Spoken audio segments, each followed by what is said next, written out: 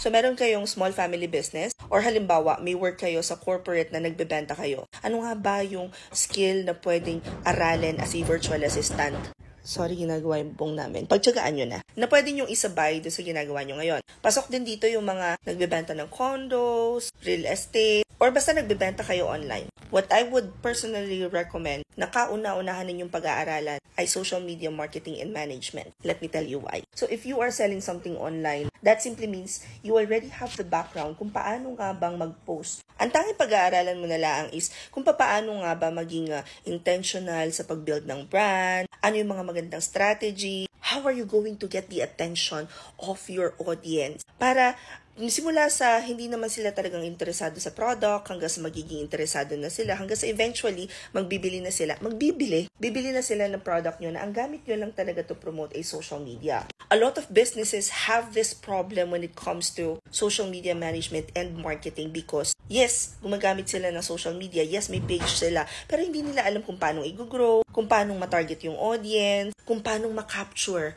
yung emotions and feelings. Sa Facebook, ano yun? But you do get what I mean, right? So if you guys want to learn social media management and marketing, we have a class this coming weekend, 12 noon hanggang 4 p.m. siya. 2 araw yung klase, so total of 8 hours. Pagkatapos noon, meron kayong 2 weeks na internship na output-based, meaning hindi nyo na kailangang mag-worry pa ng schedule ng internship as long as you're able to submit yung mga requirements ni Edina, which is our coach, makakapasa naman kayo sa internship. Now, before you can join the live session on Saturday and Sunday, meron pa tayong onboarding na pagdadaanan. So, wag na kayo magpatumpik-tumpik pa. To join the class, all you have to do is click the link in my bio.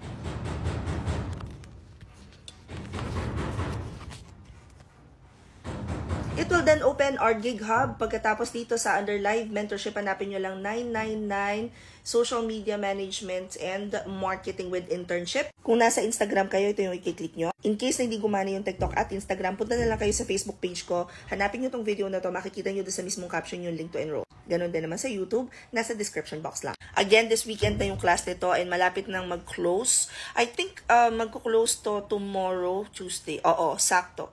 Tomorrow or Wednesday, magko-close na yung form for the class this coming weekend. 999 pesos lang siya. May onboarding, may live classes, may internship, may mock interview, may application book. Meron pa tayong one-on-one. Hindi ko na alam kung ano pang hahanapin nyo. And yes, may certificate din po. At yung gagamitin nyo, ay yung output ninyo sa internship ay magagamit nyo din sa inyong portfolio, which is kailangan kung kayo ay nasa creative side. Ay, oo nga pala, lahat ng magjo-join ngayong Saturday and Sunday, meron kayong requirements na attendan ngayong Friday, 25? Kailan ba yung 25? Basta, June 25, meron pang kailangan kayong attendan na class para maka-attend kayo sa weekend. So, mag-enroll na kayo. Sige, yun lang. Comment any questions you guys have about working from home. Follow from work from home. Chismis. Bye!